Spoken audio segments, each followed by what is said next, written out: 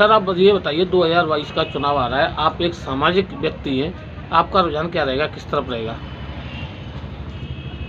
हमारा रुझान से क्या है, हम तो सामाजिक गतिविधियों में रहे हैं। लगभग 10 से 15 वर्ष हो गए हमको काम करते हुए।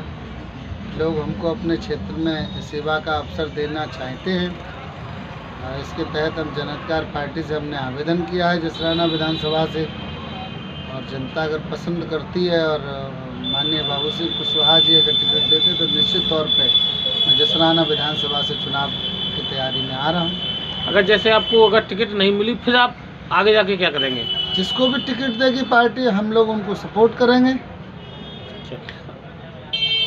अगर आपको टिकट मिल जाती है, अगर आपको जनता वोट देती है, आप वादे करेंगे, क्या उन वादों पर आप खरे उतरेंगे? बिल्कुल खरे उतरेंगे। जो हमारा एजेंडा है कि हम किसानों को पानी बिजली मुफ्त देंगे।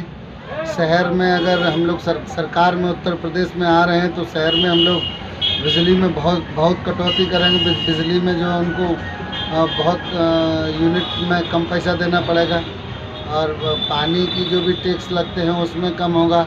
हमारे चिकित्सा व्यवस्था में हम गरीबों के लिए मुफ्त चिकित्सा व्यवस्था कराएंगे। किसानों के लिए किसान आयोग का गठन कराएंगे। ये तमाम मुद्दे लेकर हम आ रहे हैं। शिक्षा के मामले में हम चाहते हैं कि कॉन्वेंट में जो पढ़ाई हो रही है वही पढ़ाई सरकारी विद्यालय में होनी चाहिए, जिससे किसान का बेटा और गरीब का बच्चा भी पढ़कर बड़ी बड़ी परीक्षाओं में बैठ सके। तो समान शिक्षा लागू कराने के लिए हम लोग पूर्ण प्रतिबद्ध रहेंगे। लोगों का कहना है कि जो लोग वादा तो कर जाते हैं मगर वादे पर खरे नहीं उतरते हैं। हम लिखित रूप पे अपने एजेंडे में ये बात लेके आ रहे हैं। निश्चित तौर पर आप जानते हैं, देखते हैं कि ये पैसा जो भी पहुंचता है सरकारी खजाने में, ये सब जनता का ही पैसा होता है, जिसको जो भी सरकारें आती हैं वो लूटती खाटती हैं। हमारा जो भी टैक्स का पैसा पहुंच रहा है, हम जनता में उस टैक्स के पैसे से उनको लाभ दिलाने का काम करेंगे। ये बात आप दिल्ली में भी देख रहे हैं, जो सरकार बनी थी वो वहाँ बिजली मुफ्त दे रही है, पानी मुफ्त दे रही है, चिकित्सा व्यवस्था मुफ्त दे रही है। उत्तर प्रदेश सरकार में ऐसा कुछ नहीं हो रहा, क्योंकि वो सारी अपना पैसा है वो रैलियों में भी खर्च कर रहे हैं। तो हम अगर सत्ते में आते हैं तो निश्चित तौर पर गरीब लोगों की शिक्षा में उनको सहयोग मिलेगा, स्वास्थ्य में सहयोग मिलेगा, बिजली और पानी में उनको सहयोग मिलेगा। ऐसी तमाम चीज़ों में जो हिस्सेदारी है जनता को मिलेगी। जैसे आजकल हिंदू और मुस्लिम बात कुछ पार्टियां चला रही हैं, इसमें आपकी पार्टी का क्या कहना है? देखिए, ये सांप्रदायिक बात है। हम राजनीतिक तौर पर हिंदू मुस्लिम कर जो वोट की बात करते हैं, ये निश्चित तौर पर गलत है।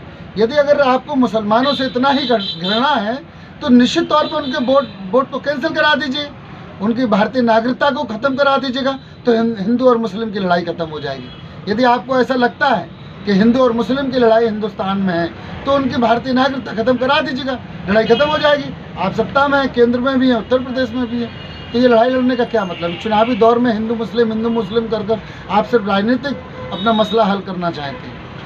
ये बात आपने अभी कही है कि हम लोग दवाई और इलाज शिक्षा मुफ्त कराएंगे, और एक दिन आपके राष्ट्रीय अध्यक्ष ये बात कह रहे थे कि चावल गेहूं और तेल देकर वोटों को लुभाने का काम कर रही है सरकार। ये हिस्सेदारी की बात नहीं है। ये जो चावल गेहूं देकर आप सिर्फ लोगों को गुमराह कर रहे हैं। हमारी मुख्य जो उद्देश्य है, जो बाबा साहेब भीमराव अम्बेडकर ने कहा था, जो भी सत्ता में आएगा और सत्ता में आने के बाद शिक्षा मुफ्त करेगा, उनको घर रोटी कपड़ा मकान और जो सम्मान की ज़िंदगी देगा, वो सब चीज़ें सरकार में नहीं हो रही हैं। हमारे स्वास्थ्य में अभी तक हम लोगों को कुछ नहीं मिल पा रहा है, लाइनें लगी रहती हैं। चिकित्सा व्यवस्था बहुत अच्छी नहीं है उत्तर प्रदेश सरकार में, ना अभी है ना इससे पूर्व थी।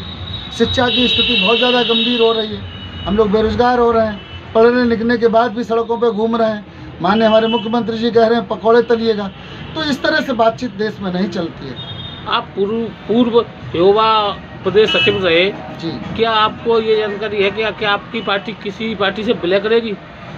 हाल में तो हम लोग विलय की जहाँ भी बात आती है, हमारे कई दलों से घटकों से बात हुई है। विलय में जो बड़ी पार्टियां हैं वो हमको सीटें देना चाहती है। हम गरीब लोगों के लिए हिस्सेदारी की बात कर रहे हैं और वो हिस्सेदारी देना नहीं चाहते। इसलिए हम जो चाहते हैं कि हम अगर किसी से गठबंधन होगा तो हम छोटे छोटे दलों से, घटकों से बात करेंगे, छोटी छोटी जातियों से मिलेंगे और उत्तर प्रदेश में सरकार बनाएंगे। आप लोकल में विधानसभा में ही वो विलय करेंगे? नहीं, लोकल विधानसभा में नहीं, हम पूरे उत्तर प्रदेश में छोटी छोटी जातियों से, छोटे छोटे जो 1-2-4% के लोग हैं, उन लोगों के सहयोग मिलाकर हम उत्तर प्रदेश में सरकार बना रहे हैं। और निश्चित तौर पर यदि हम सरकार बनाने में कामयाब नहीं होंगे तो हमारे बिना सरकार किसी की बनेगी भी नहीं उत्तर प्रदेश में।